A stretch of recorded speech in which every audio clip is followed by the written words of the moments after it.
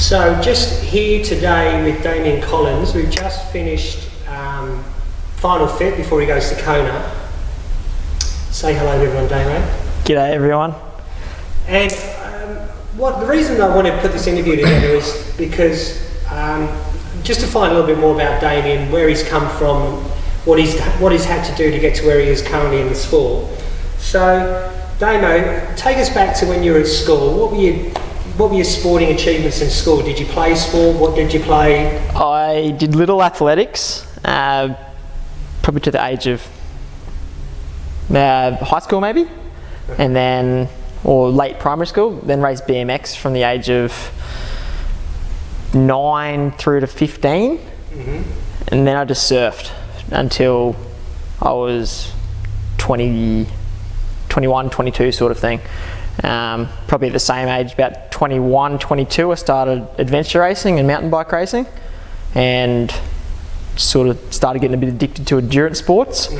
And then it was there in 2012 that I registered for Port Macquarie Ironman, and 2013 was my first basically real road triathlon, which was Port Macquarie. Okay, so that's school. I mean, with the sports that you were doing, were you particularly, with the athletics, were you particularly good at athletics, at running, or? I was just one of them kids that was just average at everything. I was good at everything, but not outstanding. Like school, I never made it past districts. BMX, I never made a finals at state level. I was just competitive at everything, but never outstandingly good. Yeah, okay. And with the adventure racing, what was did you do a lot of adventure racing? Is it something you just dove into for a season and then out of again, or? Well, the first race I did was a 24-hour adventure race, which was Hell's Bells on the coast here, and that was just a bit of fun with our mates. We did terrible. And it was the navigating that was really hard, and you know, I did that for probably a year and a half, pretty solid, just mountain biking to complement the adventure racing, and it was good fun, and it was hard, and I was really just building into the sport. Like, I thought I was training hard back then, but looking back I wasn't. And so your first Ironman, you say that was your first triathlon, your first on-road triathlon was an Ironman? Yeah, so like you got the compulsory ones you do at school, which might be a super sprint or something, but as far as like a legit triathlon goes, first one was Port. And you were how old then? 23. 23, so a couple of years ago. Yes, I'm 25 now. Yeah. And what time did you do there at Port Macquarie? It was about 10:23. Okay. Which placed you? That was third in the 18 and 24 age group. Yeah. Okay. And that was about 10-15 minutes off first place, which went to Kona. So the 18-24 age group, you're racing to win if you want to go to Kona. Yeah. And had you decided before you went to Port Macquarie that you wanted to go to Kona? Or was it just you were going to try an Ironman? And I had no intentions of Kona for Port. It was just the idea of doing the event, because I remember probably about a year ago was the first, say 2011 was the first time I'd really found out about Ironman. And I think I watched Crowey's DVD that came in like a men's fitness magazine, and it was his Road to Kona. And I remember looking at the race going, that is the most ridiculous thing in the world. Maybe one day I'll do that race. That would be cool. Okay, so at Port Macquarie, whilst Port Macquarie, you were training for Port Macquarie, you had a full-time job, you were working in the mines, is that correct? Yeah, I was working in the mines back then. I used to get up at 2 a.m. to train, do a 12, 13-hour day at work, and then train after work, and basically living on 4 to 6 hours sleep every night, just burning the candle at both ends. But, you know, did what I had to do back then to do my training. And after Port Macquarie, then the next Ironman you did was? Ironman New Zealand, and it was sort of after Port where I got third there and went, hey, I'm maybe alright at this sport. Maybe if I did a lot more of it and trained a bit more and spent a bit longer in the sport and focused, maybe I have a crack at Kona here. So New Zealand the next year was on the radar, and it was literally, I'm going to New Zealand and I'm qualifying for Kona. And had you quit your job by that stage, and you got out of the mines? And no, just with circumstances. That job, I ended up back on the coast just through the circumstances of the mining. I didn't quit that job. Basically, they got rid of me. ended up back on the coast and just started working full-time as a plumber again. So just contracting plumbing, found a full-time job on the coast here, and I was still working full-time for New Zealand. Yeah. And then, so you go to New Zealand and you win your age group. Yep. And what time did you do there? 9:37, I think. Yeah, so you've taken 40 50 minutes off your time. Yep. And what did you think of your performance then? Was it, I guess what I'm trying to get to, where was the point where you said, okay, I'm going to get serious about Ironman Triathlon? Yeah, New Zealand, I had a pretty well complete race there, had a great race, went down to Queenstown that following week, and we just spent like a boys trip in Queenstown, and I broke my hand down there, downhill mountain biking. And because of that, I had to have 4 months off work because one of the bones in my hand was a real slow healing bone. And in that time, I was just like, oh, I've got all this time off, I may as well just train full time. So I did 4 months where I was just training my heart out, and it was in that 4 months where I went, oh, I'm going to have a legit crack at this sport. Like, I'm loving this. Why don't I do this for a job? Yeah. And that was the switch going, you need to make this happen. Yeah. And was it at that time that you decided that, because you've made some pretty bold statements, you know. I'm good at that. You know, the fact that you want to be a professional triathlete. Yeah. And obviously that's in the future. But also around the fact that you want to be the first age grouper at Kona. Yeah. Okay. And what I've seen from you personally is not just that you've made the statement, and some people might call that arrogance, I don't. It's, there has to be an element of arrogance and of confidence about what you're going to do. But you've also cleared the decks. Yeah. And by that I mean you've got rid of all the excuses. So you had your plumbing job, which I would imagine you were certainly in the mind you're being paid very well, and there was an opportunity to go back there. Yep. And then you had the plumbing job, where again I would imagine being fully qualified, the money's So talk us through the process that you go through to say, okay, I'm going to forego all those finances. Yeah, and I'm going to train full time. Tell us about the sacrifices that you've made to get to where you are today. It's hard when you're making good money to sort of turn your back on it, because everyone loves money. It was really, I guess, after when I started training for Melbourne, that was when, after Kona last year, training for Melbourne, I went, I can't work full time anymore if I want to do this sport seriously. So I went down to 3 days a week for that, completely changed jobs, got out of plumbing, working for my mate Matt Montague at Mr. Minute now, and just a much better working environment. Pay was cut dramatically, but I just sort of looked at what my expenses were and went, all right, how little money do I need to live? Yeah. Did Melbourne, had a really good result there, won my age group there, and then basically after that I went 3 days a week, still too much. Like I can't train to the potential that I want to on 3 days a week, so I cut it down to 2 days a week, and now it's literally I'm making enough money to pay my bills. I've got like 50 to 100 bucks left over a week. But at the end of the day, I'm still living just as comfortably. It's just there's all these little luxuries that you don't have, but when you don't have them, you don't think about them. It's just money.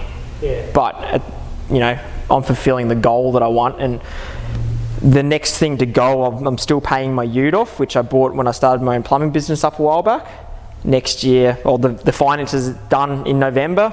Don't care how much money I've put into nearly paying that off. I'm going to get rid of it, so it's one less bill done.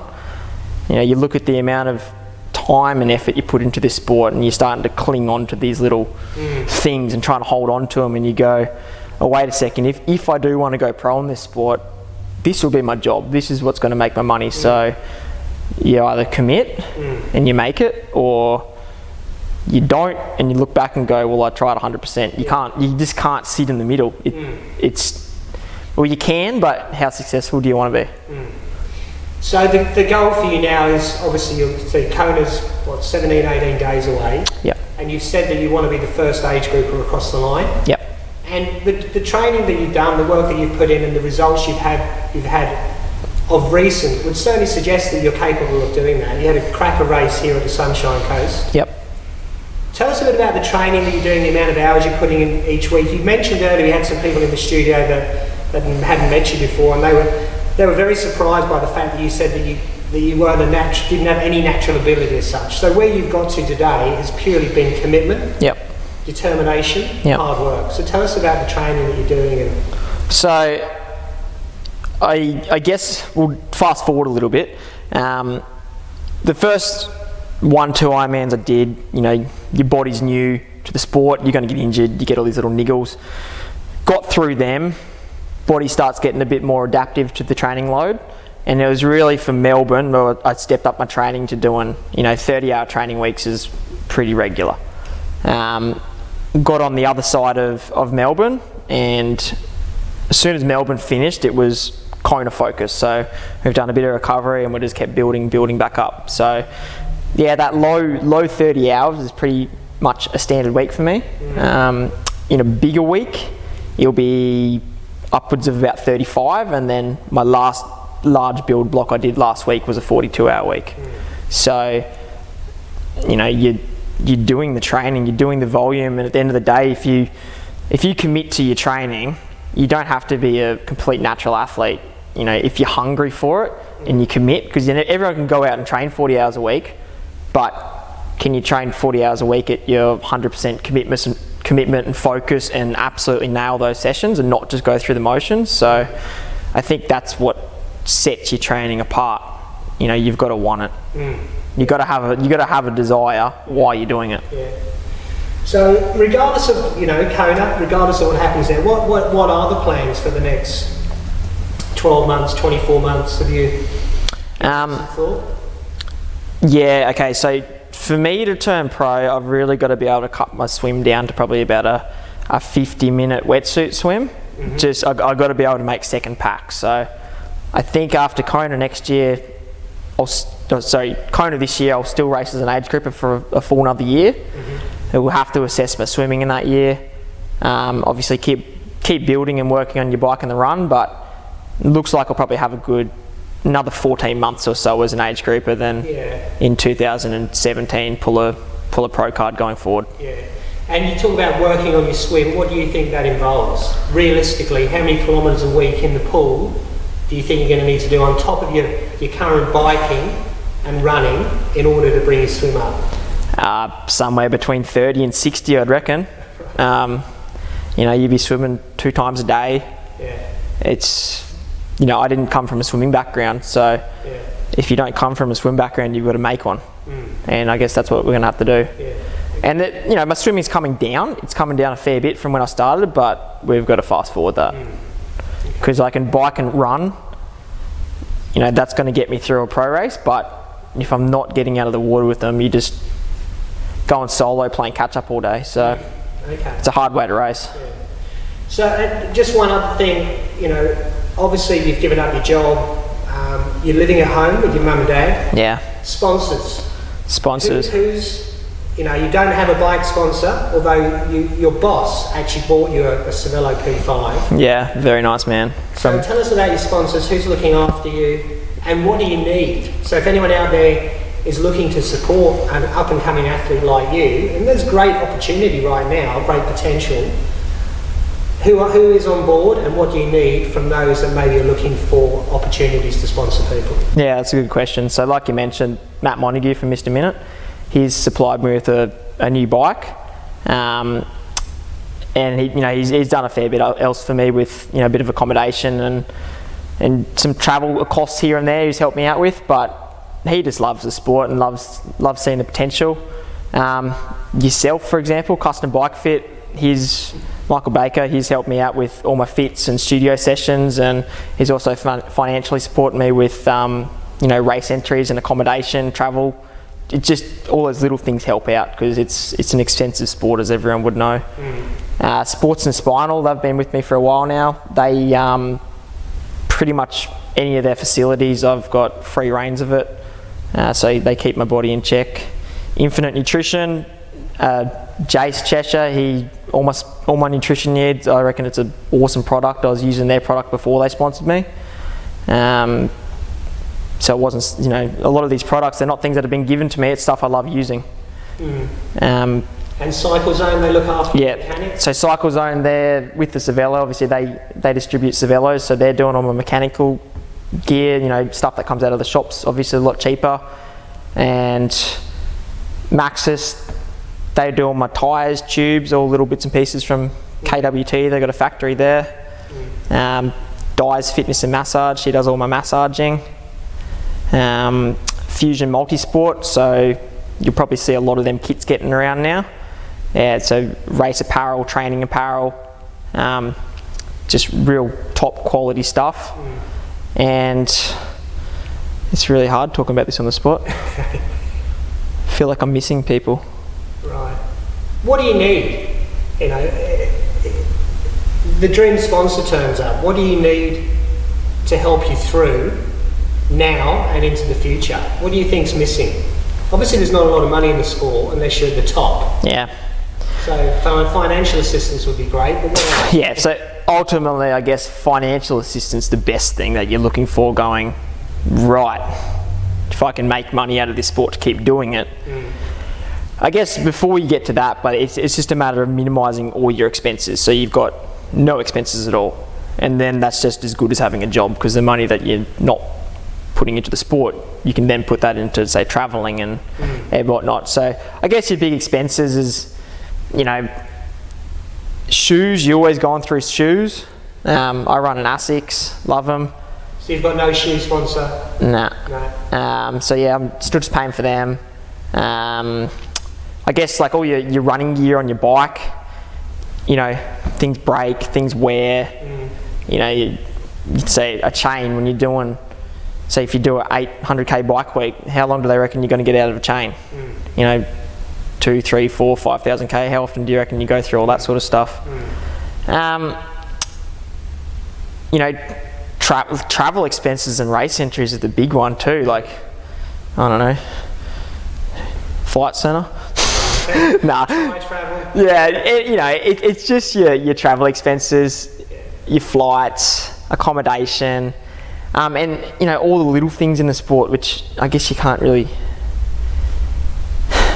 It's hard. All the little things that add up, isn't it? Yeah, it is. And sorry, there's another one. Ally Sport, they sponsor me, and you know, it's great because they do have a lot of all those little things that you're looking for, which, you know, they give you a discount in the store there. They give me significant discounts, yeah. So you know, you're sort of stepping from this in between getting stuff for cost price and getting bits and pieces for free. So you know, it's not. You don't look at athletes and go, they're getting everything for free. Even the pros, like, they're still putting their own money into it. Yeah. Well, look, I mean, from my perspective, I've really, you know, the thing that really stood out to me is you made some bold statements some time ago, but you've really committed yourself 100% to the vision that you've had. Yeah. It's not just, I want to do this, it's you've sacrificed an awful lot to get to where you are. And you know, there's a lot of us on the coast in triathlon that when we saw you do what you did in the Sunshine Coast Half, we were very, very proud of you and pleased for you, because we know what you've sacrificed to get there. So, all the best of luck in Kona, mate. Thank you. We'll be 100% behind you. And if there are any sponsors out there, any people that are looking to sponsor an up-and-coming athlete, could be looking at your future Ironman World Champion here. So, thanks for joining us, Damo, and again, good luck in Kona. No, thank you. It's been a pleasure.